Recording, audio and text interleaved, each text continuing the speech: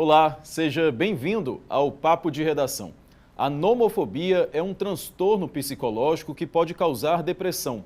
O termo deriva da expressão em inglês no mobile phone phobia e se refere ao medo de ficar sem o aparelho celular.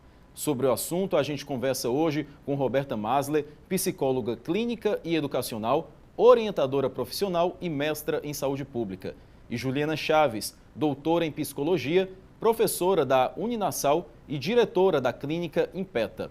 Quem me ajuda a conduzir o papo de hoje é minha colega de TV Otimista, Tami Cavalcante. Primeiramente, obrigado às três pelo convite aceito. Primeiramente, Juliana, estamos falando do mal do milênio? Acredito que sim, né? É muito importante a gente levar em consideração todo o boom, a explosão aí de tecnologias, de novas tecnologias, né? E principalmente no que é voltado à questão da comunicação, né? Então, a facilidade da comunicação, ela pode ser entendida aí como uma oportunidade da gente também pensar novas formas de nos relacionarmos enquanto sociedade. Então, obviamente, nessa nova forma de pensar social, nós podemos sim encontrar formas que podem se desenvolver por um viés psicopatológico. É exatamente disso que é a questão que nós estamos tratando hoje, da nomofobia. Muita gente fala que a ansiedade é o mal do século. Roberta, você vê a nomofobia como talvez um mal do milênio? Olha, eu acredito que sem dúvida está associado. A gente não pode dizer hoje que existe de forma linear uma associação à nomofobia, à depressão ou à ansiedade, mas sem dúvida o que a gente observa é que jovens, adolescentes que encontram maior dificuldade em ter habilidades sociais, eles sim têm uma inclinação maior para a ansiedade, para a depressão, para desenvolver futuras fobias, né? Então, sem dúvida, se a ansiedade é o mal do milênio, a nomofobia ela vem corroborar, né, para esse aspecto, sem dúvida. É mais preocupante essa situação nos mais jovens? Sim, é mais preocupante porque a gente enxerga de forma muito prematura, né, essas características. Hoje o adolescente, o pré-adolescente, ele é um nativo tecnológico, né? Ele já nasceu diante dessa dinâmica da tecnologia. Então, a dinâmica dele, a rotina dele, os afazeres, a forma que ele se relaciona no mundo, ela está diretamente vinculada à tecnologia, né? Então, a gente consegue sim observar no pré-adolescente, no adolescente, de forma mais exacerbada, esse uso da tecnologia de uma maneira mais de dependência, né? Que desenvolve essa fobia. Tami, como é que é a sua relação com o celular? Como é que você avalia isso? Eu costumava dizer muito que era assim o meu melhor amigo, porque se eu preciso de uma resposta, ele vai me dar. Se eu quero saber de uma novidade que está todo mundo falando, é só colocar no meu celular. Se a minha mãe precisa entrar em contato comigo, eu estou com o celular. Então eu acho que eu estou muito dentro dessa geração de que já cresceu com o celular no bolso, vamos dizer assim, né? Então, pequena, quando eu tinha já um celular, aqueles que não tinham muita função, mas ligar e mandar mensagem. Então, se minha mãe tentasse falar comigo e não conseguisse na primeira ligação, na segunda ela, por que não atendeu antes? Não sei o quê, por que você não conseguiu me responder? Fiquei preocupada. Então, acho que eu tenho essa necessidade de estar com o celular comigo, tanto voltada a isso, desse medo de alguém precisar de mim, de alguém tentar entrar em contato comigo e eu não conseguir, tanto por ficar desatualizada, vamos dizer assim. Eu acho que hoje eu vejo no meu grupo de amizade, na minha geração, assim, a gente tem uma pressão para estar sempre sabendo do que está todo mundo sabendo, sabe? A necessidade de estar sempre atualizado. Também parte da minha profissão, né, que eu estudo jornalismo. Então, junta tudo isso e eu preciso do meu celular, eu tenho que estar com o meu celular. Acho que essa é a minha relação assim, com ele. Roberta, tem como fugir desses possíveis transtornos, visto que estamos cada vez mais dependentes do aparelho celular? Eu diria até que para exercer a cidadania em plenitude, alguns serviços públicos só são ofertados pelo celular, realmente. Então, tem como fugir disso? Olha, fugir do desenvolvimento tecnológico não tem como. Porém, os transtornos, sim. A gente tem como ficar atenta a eventuais sintomas, né? Então, assim, se você observa em casa seu filho, seu adolescente, né?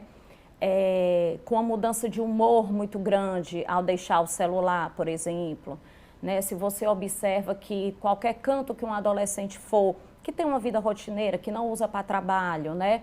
É dependente de um carregador, por exemplo, para estar próximo, né? Se você tem um jovem que durante a noite acorda para mexer no celular, porque tem que estar necessariamente atualizado até de manhã. Então, são alguns aspectos que é importante que os responsáveis fiquem atentos e cientes, né? E eu diria, Fernando, que até mais do que limitar o uso da internet ou limitar o uso, seria a supervisão mesmo, né? Não é só a quantidade de tempo, mas a supervisão e como esse jovem faz uso, né? Roberto, alguns países do Oriente, como o Japão, Coreia do Sul, a China, encaram, né, o problema do uso constante do celular já como um problema de saúde pública. Seria o caso do Brasil? Olha, eu acredito que a pandemia, sem dúvida, ela acelerou de uma forma significativa do que a gente esperava aí para 10, 15 anos, né? A gente encontra a nossa dinâmica muito mais ativa, né? É algo que deve ser atento. Enquanto saúde pública, né, o próprio termo nomofobia, ele ainda não é considerado, né, como um transtorno, efetivamente, mas a gente sabe que ele está sendo usado desde 2008, esse nome. Então, assim, a gente precisa estar atento, né? Pode ser que a gente caminhe para um futuro transtorno em caso de saúde pública. Eu fiquei curiosa quando você falou sobre não é o tempo que você passa com o celular, o que você vai fazer com o celular. É isso assim, o que eu falei, né? Eu preciso estar com o meu celular tanto para o trabalho, na aula. Geralmente os professores hoje acabam não tendo mais aversão à tecnologia, ao celular, que antes era guarda o celular, né? E hoje eles já usam como instrumento também. Aí eu queria entender, assim, como é que a pessoa, tipo, eu teria condições de me diagnosticar, vamos dizer, eu acho que eu tenho, vou tentar buscar um tratamento com uma psicóloga. Como é que você pode observar isso em você mesma até? Também exatamente o que você falou, por exemplo, você é jornalista, faz uso do teu celular profissionalmente, você tem que estar inteirada das notícias do que está acontecendo, né? Hoje as escolas têm plataformas digitais, utilizam essas plataformas em salas de aula, né? Então, o aluno, em vez de levar o livro, ele está ali acompanhando.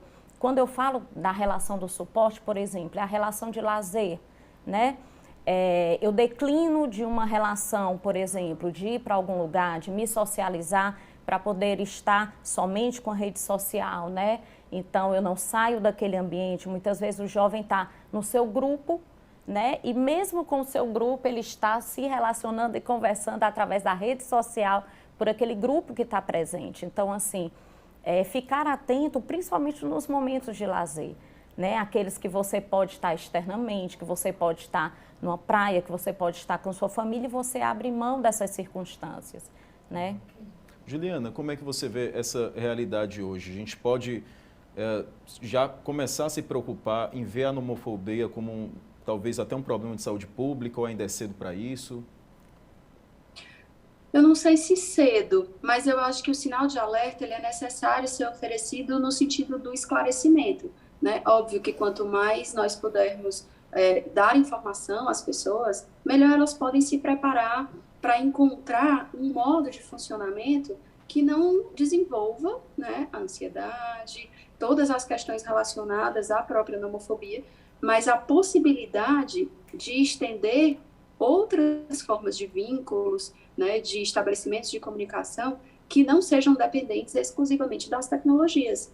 Claro que isso é difícil, né? Assim, a gente pensa na facilidade que é um smartphone, né? Assim, que com ali pequenos botões, pequenos gestos, em 2 ou 3 gestos, você pode falar com qualquer pessoa em qualquer lugar do mundo, né? Então, essa facilidade, muitas vezes, ela acaba nos captando e a gente se sente disponível em excesso e perde a noção do tempo, né? Assim, de passar quanto tempo passamos ali disponíveis e acabamos que não percebemos que essas mudanças comportamentais, essas mudanças psicológicas se impõem. E se impõem não por falhas nossas, mas talvez por falta de informação. Por isso que é tão importante discutir esses assuntos, levar para o grande público. Eu acredito que isso seja já uma ótima ferramenta de saúde pública. Eu queria entender mais também, pode ser para qualquer uma das duas, essa relação que vocês falaram da ansiedade, né? Falou um pouco das duas, mas uma pessoa que é diagnosticada com ansiedade, ela pode acabar também tendo esse vício, né, pelo celular, essa fobia de ficar sem o celular, uma coisa está interligada à outra, pode puxar a outra, alguma coisa assim? Na verdade, o que a gente viu muito durante a pandemia, Tami, é que assim, os jovens, que eu trabalho muito diretamente, eles perderam muita habilidade social, né? É uma dificuldade numa etapa determinante, onde o grupo, a sociedade é importantíssima para a formação do indivíduo. Eles, com essa ausência da sala de aula, da escola, que é onde eles desenvolvem de maneira importante esse princípio, foi retirado nesse período da pandemia, né? Então, muitos tiveram dificuldades em desenvolver a questão da habilidade social, né? E isso levou a uma introspecção. E a rede social, ela acaba sendo essa fuga, ela acaba sendo esse lugar de conforto, ela acaba sendo esse lugar que cristaliza esses sintomas, né? Então, sair dessa rede para a vida real, digamos assim, isso gera, sem dúvida, ansiedade, isso gera transtornos de pânico, né? Isso gera esse desenvolvimento, esse start, vamos dizer assim, né? Com relação a esses sintomas aí desse convívio social. Roberta, quais seriam outros sintomas de que a pessoa está aí próxima de ser enquadrada como nomofobia? Olha, alguns, como eu já falei, a questão de acordar à noite, por exemplo, né, só para olhar, para saber que nada aconteceu enquanto estava ausente ali, descansando, etc. A questão da mudança de humor é muito característico, né? Então, se eventualmente eu deixo de levar para o meu colégio, eu deixo de levar para o meu trabalho, aquilo ali me traz um transtorno de humor severo e uma irritabilidade em cima, né? Isso é algo para se ficar atento. E principalmente uma relação em que, se eu não tiver o celular, algo pode acontecer. Eu posso precisar de ajuda, eu posso precisar de alguma coisa e eu não conto com nada além do acesso que eu posso ter no celular, né? É como se eu esquecesse que eu tenho uma rede de apoio ao meu redor, pais, amigos, né, funcionários, onde eu trabalho, etc. Então, esquecer que existem essas outras redes de apoio e somente o celular é a única determinante, né? Isso é bem característico. Juliana, que sintomas você ressalta como preocupantes, né? Que já estaria encaminhando uma pessoa para uma situação mais de transtorno mesmo? Eu vejo a lógica da dependência digital. Então, a lógica, para a gente pensar num quadro aí de nomofobia, ela vem muito dessa dependência, né? Até que ponto a minha rotina, como um todo, ela depende da tecnologia ali na minha mão. E isso não só específico com o celular. A gente pode falar de várias outras tecnologias, porque a gente pode também trazer para aqui, para a conversa, a história da dependência nos jogos eletrônicos, né, que é tão comum aí também entre crianças e adolescentes. Né? Então, trazer essa discussão, ela é importante porque ela dá exatamente a possibilidade da gente investigar o nível de dependência na nossa rotina em que nos encontramos em relação à tecnologia. Então, é muito comum a gente ver as pessoas que ficam extremamente ansiosas, aguardando alguma mensagem, ou caso estejam sem rede, né, assim, ou sem o 3G, o 5G, enfim, ela não conseguir ficar bem no ambiente, né, assim, espera sempre a oportunidade para pedir um Wi-Fi, ver onde é que ela consegue ali se conectar, para estar disponível, para estar conectada.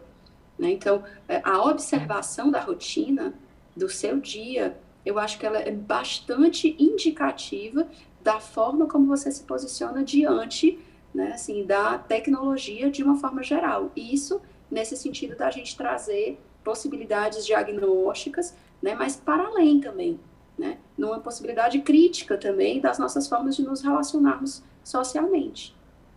Roberta, aquela pessoa que comemora mais um like na rede social do que um cumprimento, um abraço, isso é preocupante?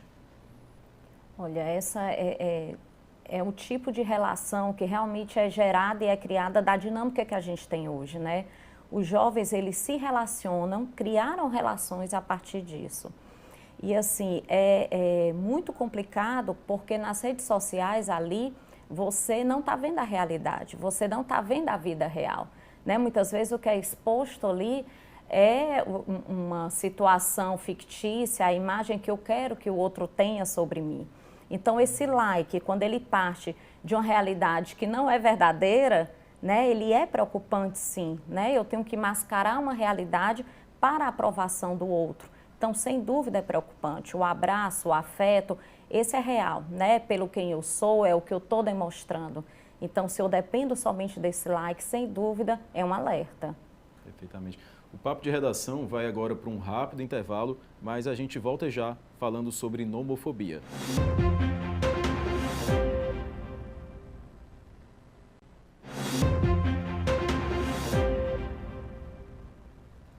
Papo de Redação de volta, hoje debatendo a nomofobia. Tami, você tem uma pergunta a fazer? A gente estava falando muito da questão dessa nova geração, né, das crianças, dos adolescentes que nasceram nesse meio digital, com já os smartphones. E aí eu queria entender como isso pode afetar a vida adulta dessas crianças, desses jovens que já têm essa dependência. Pode ser para a Juliana agora. Então, eu acho que é muito importante pensar nisso exatamente, né, nesses estágios primeiros da nossa vida, né? Assim, tanto na infância como na adolescência, a gente já vê muitas pesquisas, né, falando sobre isso. Inclusive, vemos muitas pesquisas que ainda não têm, às vezes até publicadas aqui no Brasil, enfim, mas apontando que nós ainda não temos certeza dos efeitos do excesso de exposição às tecnologias na vida adulta tão delimitados, né? Mas a gente já aponta para questões muito importantes e que nos trazem um sinal de alerta, que vem exatamente dessa dificuldade em estabelecer comunicações que não se deem a partir, né, enfim, do aparelho, né, trazer esses estágios de ansiedade, isso incluindo taquicardias, incluindo sudorese, né, assim, a pessoa começa a suar frio, ela começa realmente a se sentir mal, ela começa a não entender muito bem a leitura social ao seu redor, facilmente ela perde o foco, né? Então a gente percebe adultos que têm dificuldade em manter a concentração em atividades corriqueiras, né? Assim, isso falando do próprio trabalho, né? Atrapalhando nesse sentido do desenvolvimento do trabalho, porque influencia muito na lógica do sono, né? Na forma como a pessoa consegue regular aí as suas horas de descanso, como ela acorda no outro dia, a disposição, enfim, para trabalhar, para viver, né, para se relacionar de forma geral com outras pessoas. Então, é muito importante entender que essas consequências, elas são estudadas, né, elas são, sim, nomeadas. A própria lógica do pensamento, a lógica da comunicação verbal, né, se a gente parar para pensar, até mesmo as ligações, elas diminuíram, né, assim, a gente liga menos para as pessoas. Hoje é muito comum o hábito de você mandar uma mensagem para perguntar quando você quer ligar. Aí você manda uma mensagem e pergunta, posso ligar para você? Né? Então, não tem mais um estabelecimento assim tão corriqueiro como antes acontecia sobre a comunicação, sobre a fala. E isso tira uma das principais características da nossa linguagem, do nosso ato de nos comunicarmos, que é a expressão da emoção, né? Então, pela mensagem, pelo que está escrito ali no texto, dificilmente a gente consegue captar a emoção que a outra pessoa está imprimindo, né? Então, isso influencia demais nas nossas formas de nos relacionarmos com as pessoas, principalmente. O emoji não substitui, né, Juliana? De forma alguma. Nem o emoji, nem os memes, né? Hoje tem muita gente que se comunica por meme. Sim. Né? Assim, um meme de susto, um meme de uma piadinha, né? Então, assim, isso é interessante, é claro, isso é uma forma de linguagem, é moderno, né? Uma linguagem muito atual, que tem a ver, sim, com o nosso tempo, Então, não é não fazer, né? A gente não está aqui, eu e a Roberta acredito que a gente tem o mesmo pensamento, não é para condenar, né, o uso da tecnologia de forma alguma, até porque ela veio para ficar. Sem a tecnologia, por exemplo, eu não poderia estar aqui com vocês, né? Então, assim, olha como é importante. É uma ferramenta incrível, né? Nós temos como abranger e muito as nossas possibilidades de interação social. Nós só precisamos estar alertas realmente para que ela não seja a única, né? Se ela é a nossa única forma de interação social, sim, ela é preocupante. E eu até complementaria, Juliana, o que você falou no início, sobre a questão da infância, né, atrelado à questão das redes sociais. Hoje, cada vez mais cedo, está sendo dado um celular, né, eu falo, para os jogos, um acesso a jogos para os jovens. E assim, hoje crianças com 5, 6 anos já fazem uso de celular, né? Então, assim, dificuldades na infância que eram tratadas ali no dia a dia, né, junto com a professora, né? Hoje em dia, junto com esse uso, com essa ferramenta, a criança rapidamente aprende que ali ela vai poder estar enmesmada em seu mundo, né? E ela vai, não tendo as ferramentas de enfrentamento, né, que ela precisa, né? A gente entende que hoje os pais também colocam essas ferramentas cedo porque trabalham muito, às vezes querem um contato, né? Porém, isso acelera uma série de coisas e elimina algumas relações de frustração que são necessárias, né, na construção da sua identidade, da sua personalidade, né? Esse uso muito cedo dessas ferramentas. Eu lembro que quando eu estava 12, 13 anos, eu tinha acabado de ganhar meu primeiro smartphone mesmo. E quando eu fazia alguma coisa, tirava uma nota baixa, fazia alguma coisa errada, a minha mãe, o castigo era pegar meu celular. Sim. E assim, meu Deus, como é que eu vou ficar sem o meu celular? Eu vou pra escola sem celular, minhas amigas todas com celular, não vou tirar foto. E aí eu queria saber também como é que os pais podem se comportar para evitar essa dependência, né? Como é que seria a forma ideal, assim, tem alguma? Olha, Tami, todos os conflitos, pai e filhos, a questão do diálogo é fundamental.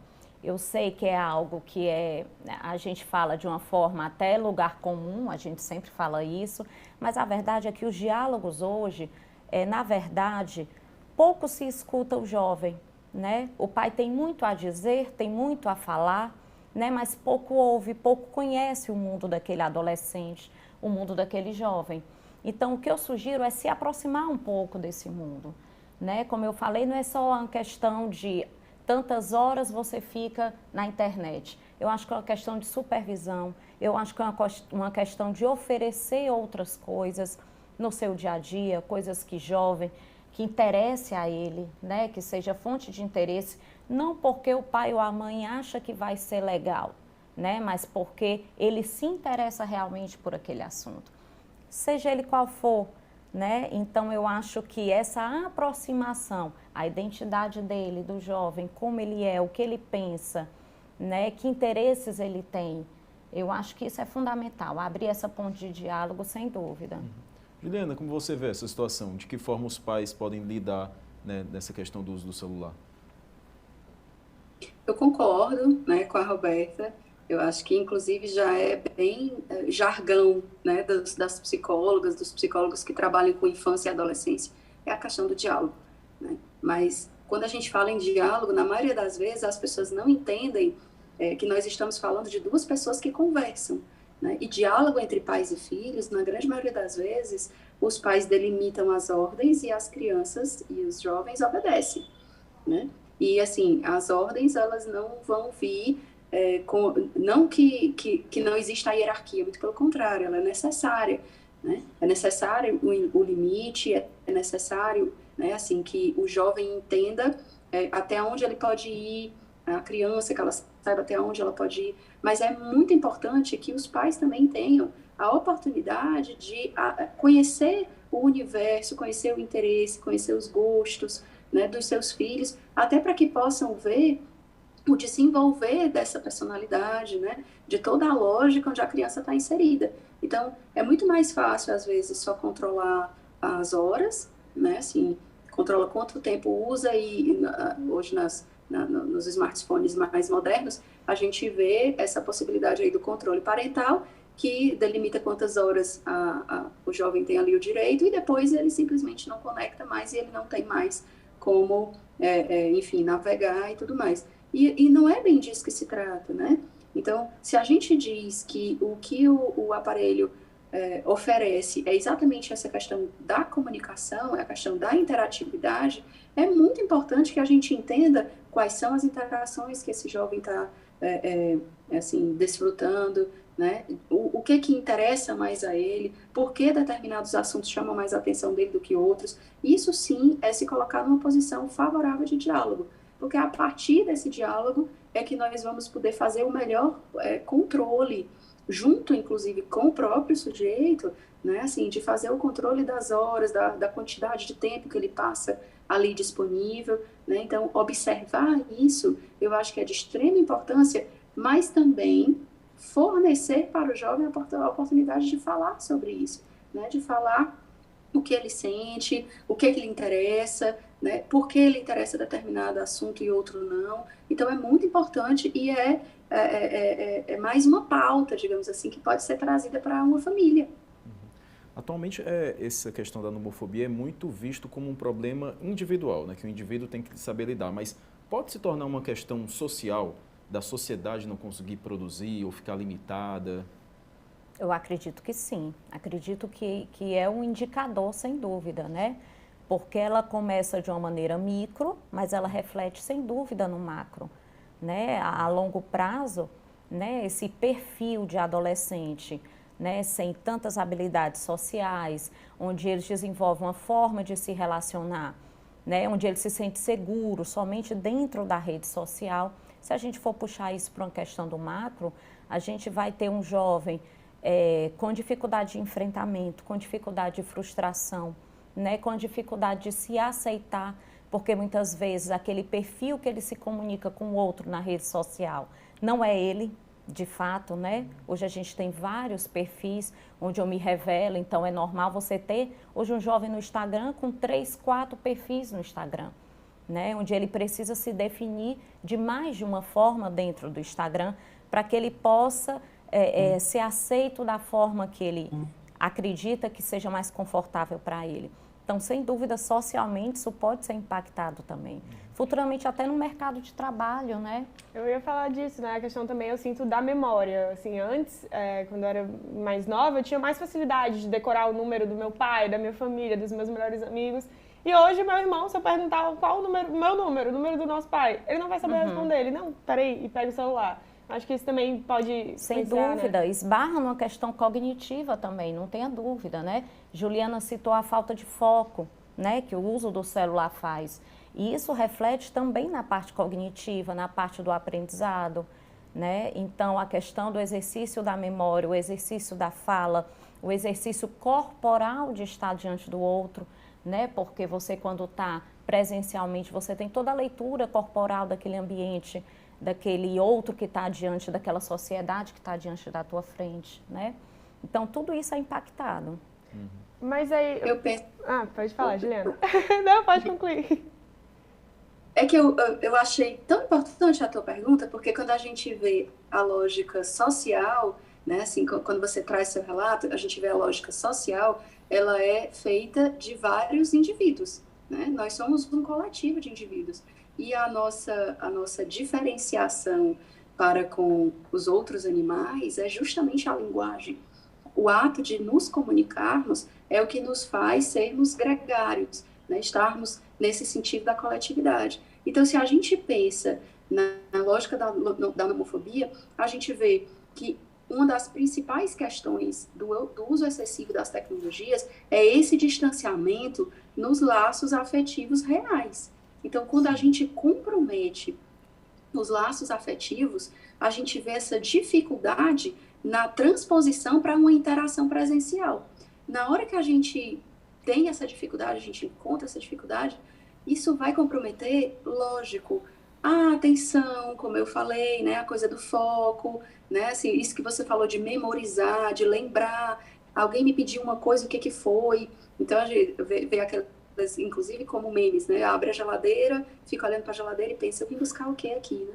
Já esqueci o que eu tinha vindo buscar. e aí volta para lá, enfim. Isso, óbvio, compromete a produtividade, e sem levar em consideração os problemas físicos que pode desenvolver, né? Porque ficamos muito tempo sedentários, né, parados às vezes na mesma posição, então vem problemas ortopédicos, vem dores na lombar, vem dores no punho, de ficar Visão, rolando, né? A tela, a própria exaustão mesmo do movimento repetitivo ali, de ficar rolando a tela, seja nas redes sociais, seja até mesmo no uso de videogames, enfim. Então, tudo isso, se a gente leva em consideração, vai sim causar impactos sociais que talvez a gente não esteja ainda muito atento às suas proporções. Um reflexo que eu vejo muito no dia a dia, acho que todo mundo já passou por uma situação dessa, de combinar com amigos num bar, num restaurante, todo mundo na mesa com o celular na mão, em vez de estar interagindo, né? Já não deixa de ser um reflexo, né, na parte social. E essa questão também que eu pensei, a gente assistindo reality show e pode votar online, e tudo sem sair de casa, né? Que é o grande slogan de tudo hoje, é isso. E aí, falando, a gente teve um papo de geração sobre eleições, eu fui conversar com meu irmão depois sobre isso, né? Ele tem 15 anos, e ele... Não, é porque estava todo mundo pensando, né? Como é que eu vou para o meu local de votação? Não tem como voltar de casa, fazer online? Oh, meu Deus! Ninguém quer mais sair de casa, todo mundo quer essa facilidade de ter no celular para resolver por ele mesmo, né? Esse atalho, né?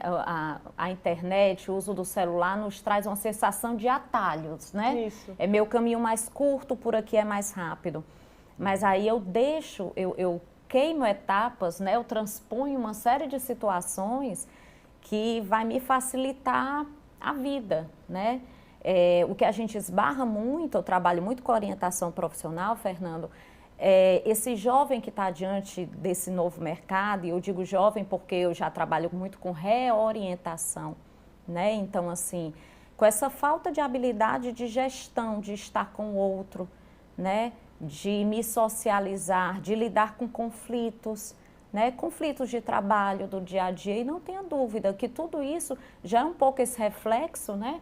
Juliana também colocou, que a gente ainda não sabe muito ao certo, mas a gente já está esbarrando numa geração que, ao lidar com o trabalho, com o dia a dia, tem muita dificuldade, né? Em lidar com desafios, com conflitos, com diferenças de personalidades, de formas de agir. Né? Perfeitamente. Bem, a gente vai continuar conversando sobre nomofobia, mas agora o Papo de Redação vai para um rápido intervalo. A gente volta já.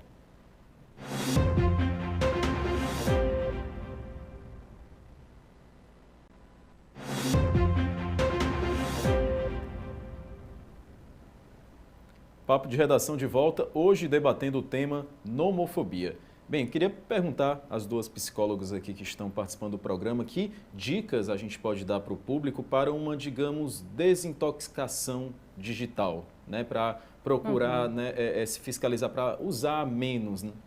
Até para evitar também ter, né, assim, observar nos mais novos, buscar evitar o aumento do número desses... Que orientações são importantes, Roberta, nesse sentido? Olha, sem dúvida, né, a questão de você dar outras opções além da rede social. Então, você tem que proporcionar outros momentos, né, para além da rede social. Então, por exemplo, é uma atividade física, né, convívios, por exemplo, atividade física ao ar livre, né, é importante, é fundamental, né, convívios, se esforçar para que você possa fazer combinações. Né? Você pode iniciar por pequenas combinações, né? Combinações com uma, duas pessoas que você sente uma rede de apoio maior, se sente mais confortável. A partir daí você pode ampliar para as redes maiores, né? Você pode iniciar pelo teu núcleo familiar. Então, o que eu sugiro, principalmente para os pais, é que possam oferecer novas coisas. Agora, o interessante é que sejam coisas que sejam de interesse real daquele jovem, daquele adolescente, né?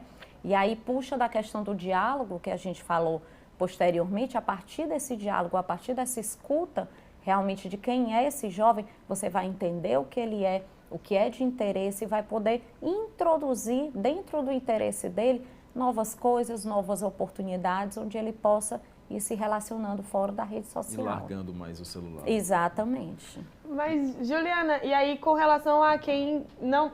Tirando os adolescentes, as crianças, quem já entende que está com esse problema, como é que os psicólogos, né, quem vai procurar ajuda psicológica, tem o papel importante aí nessa desintoxicação? Eu acho muito importante, sabe, Tami, e acho que a Roberta vai concordar comigo, a gente pensar qual é a nossa relação com o tédio. Isso é uma coisa que hoje dificilmente as pessoas se questionam, né?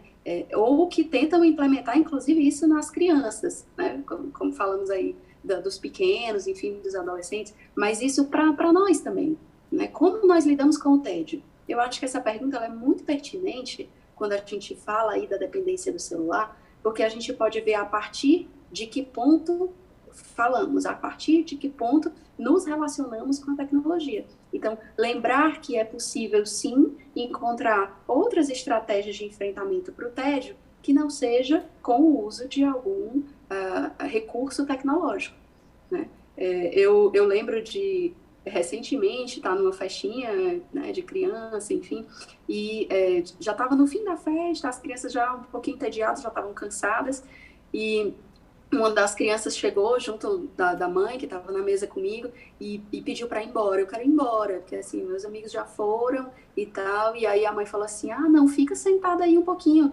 Aí ela falou, pois então me dá o celular.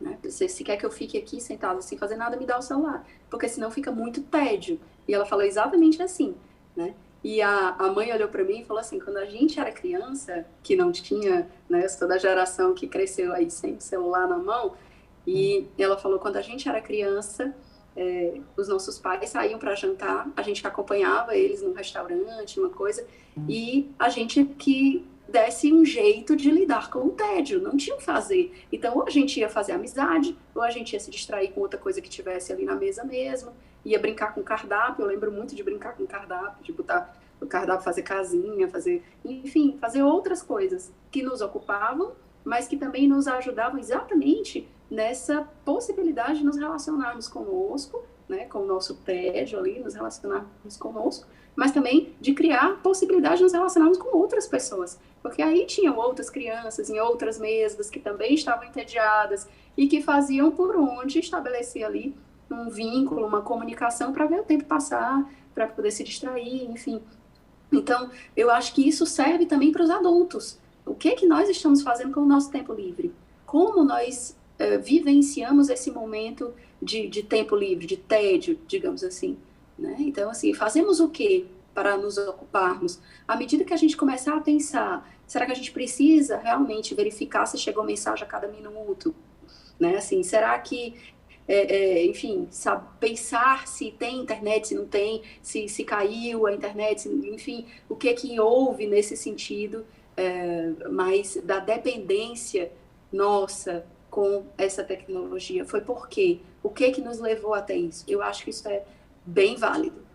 Eu até diria ainda, Juliana, que para além da questão do tédio, também tem a questão da fuga que a internet causa, né? Eu estar na internet, eu estou ali me escondendo muitas vezes, né? Eu estou vivendo um eu que não é um eu verdadeiro.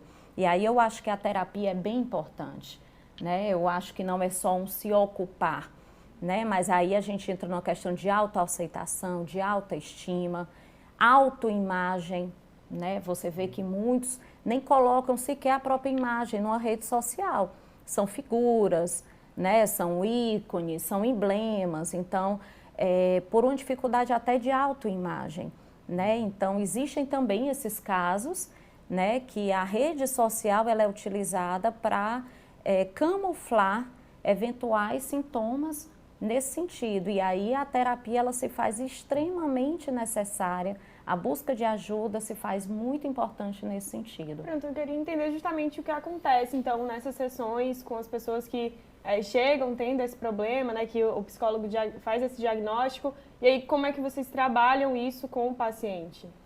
Olha, claro que cada psicólogo vai ter sua linha, vai ter sua abordagem, vai ter sua forma, né, de trabalhar essas questões. Mas, sem dúvida, trabalhando a questão da autoimagem, né? Antes de qualquer coisa, é a questão da autoconfiança, da autoimagem, né? Isso é fundamental.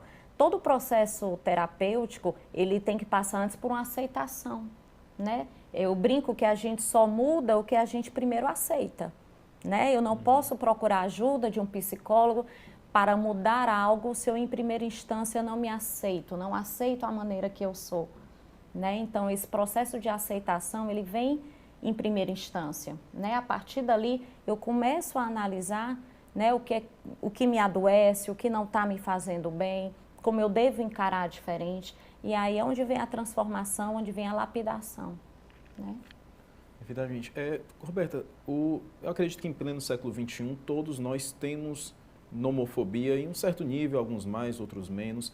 Quando é que a gente observa que a situação realmente é crítica e a pessoa deve, o quanto antes, procurar um tratamento, procurar uma terapia?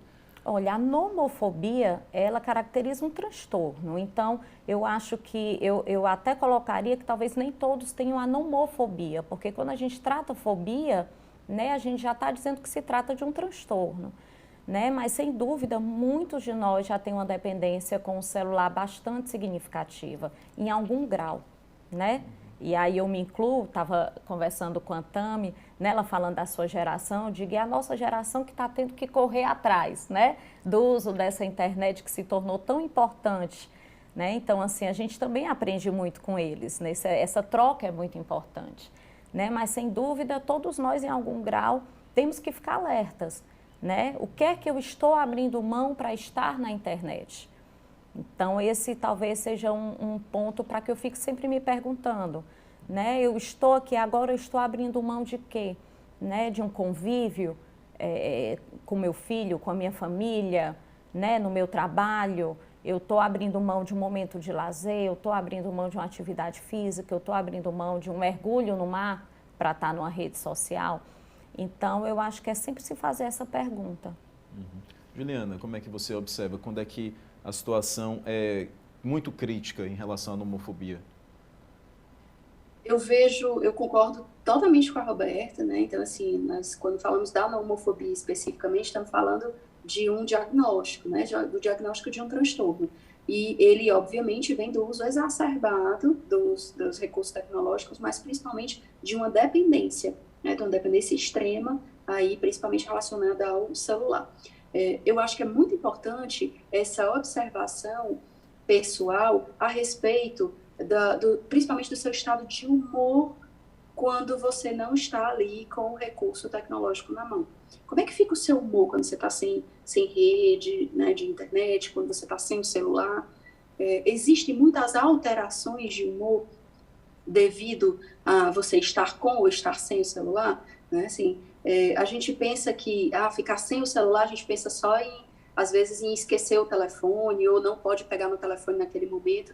Às vezes é porque descarregou a bateria.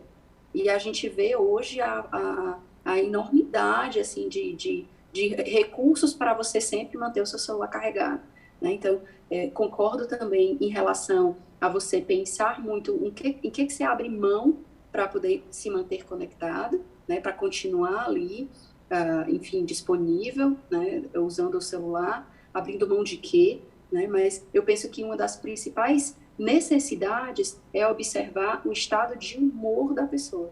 Como você fica quando você está sem o celular.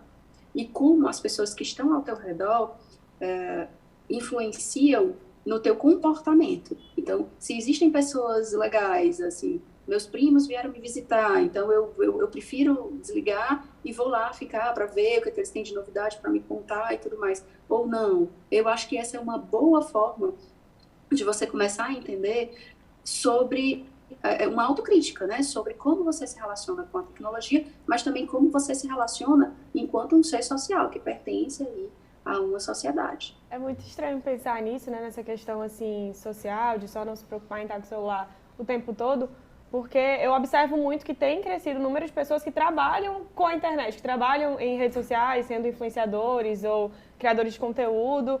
E aí, como é que essa mudança dessa parte da sociedade, né, da mudança de busca por profissões, você falou que trabalha com isso também, pode influenciar nessa questão do aumento do número de pessoas que têm a necessidade de estar com o celular. Porque se eu trabalho com isso, eu estou no restaurante, eu tenho que estar postando que eu estou no restaurante, postando a minha comida.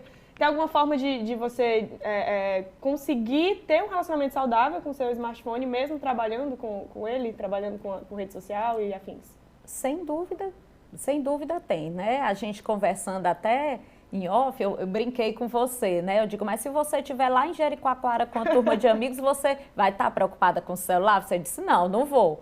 Então, já a demanda, já caracteriza que apesar de você trabalhar com o celular, por exemplo, um exemplo bem prático, né? Você não abriria mão de um lazer, de uma praia, de estar com os amigos diante da ferramenta, né? É uma ferramenta, sem dúvida, dentro das carreiras e da orientação profissional, que mais se desenvolveu e que o campo está cada vez mais extenso, né? A questão das inter-relações.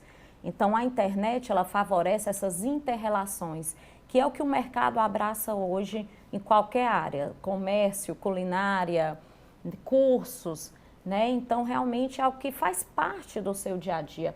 Porém, né, a gente tem que ficar atento, como eu falei, aquilo que eu estou abrindo mão disso. Se você está tendo que postar o teu dia a dia, é teu trabalho estar postando o dia a dia, né? Porém, abrir mão de uma convivência maior, de uma viagem, de estar interagindo, aí é preocupante e alerta, né?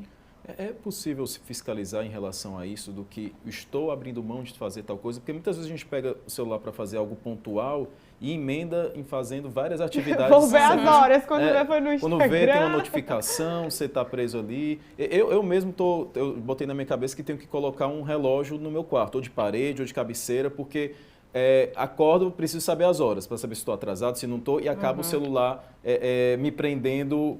Né? Tem como se abstrair realmente? Podia estar fazendo outra coisa e não aqui no celular? É difícil, Fernando, mas eu te digo, o outro é um grande termômetro, né? A fala do outro, o olhar do outro, né? No momento em que o outro começa a dizer, sai um pouco do celular, né? A gente tem sempre aquele amigo, aquele familiar que chega para você e diz assim, bora, vamos aqui, estamos sentindo sua falta, venha ficar conosco. Rogério, me bota né? nesse grupo aí também. Exatamente, para você conversar comigo. Então, assim, eu acho que o outro é um grande termômetro, né? É um grande alerta. Se o outro está nos sinalizando, né, sentindo nossa falta, pontuando o seu tempo de celular, eu acho que vale você se observar nesse sentido. Claro, você sozinho, num quarto, trabalhando, dificilmente você vai se dar conta do tempo, né? Mas nas relações, eu acho que o que o outro te fala e te pontua é bem importante. Juliana, como conseguir, né, refletir ao mesmo tempo que está usando o celular, o que eu poderia estar fazendo em vez de estar no celular? Pois é, eu escutando aí a Roberta e vocês falando, eu lembrei, tem uma frase do Freud que eu gosto bastante, e eu uso muito ela, inclusive aqui no consultório, eu digo que é preocupante, é uma questão para a terapia, tudo aquilo que nos impede de amar e trabalhar. Então, a partir do momento em que essa ferramenta, ela faz parte da sua vida, ou ela toma o teu tempo, num grau que te impede de amar e trabalhar, é algo a ser possível, né, de pensar em um trabalho psicoterapêutico, né, em uma aceitação da necessidade de mudança comportamental. Né? Então, isso é fato. Não é simples, né, assim, mas também é muito importante essa observação. É uma autocrítica, mas também se abrir, como a Roberta disse, para aquilo que o outro vem te sinalizar. Será que realmente eu não estou há tanto tempo? Será que vale a pena colocar em risco as minhas relações familiares, a minha relação de trabalho? Né? Assim, isso é uma outra questão. A dependência do celular durante o momento de trabalho, a gente já viu várias empresas colocando normas sobre isso, né? Não pode usar a rede social enquanto está trabalhando, as pessoas que colocam o celular embaixo da mesa, ou enfim, que tentam burlar, vão ao banheiro, fazem qualquer coisa, mas não conseguem não olhar, né? Não conseguem não ver. Então, olha como isso é significativo, né, para essas nossas relações sociais gerais, seja no trabalho, seja com a família, com os amigos, né, seja o companheiro, a companheira. Às vezes você está o dia todo sem ver aquela pessoa e quando chega à noite você vai ficar envolto ali nas questões que estão nas redes sociais e vai acabar deixando a pessoa ali que está ao seu lado, mas que está se sentindo sozinha, mesmo estando com você do lado. Então, é importante refletir, é importante trazer isso como um processo de reflexão pessoal para cada um de nós. Perfeitamente. A conversa acho que foi bastante esclarecedora, né? Também agradeço mais uma vez a participação de vocês. Infelizmente, o Papo de Redação chegou ao fim. Muito obrigado pela sua companhia e até a próxima.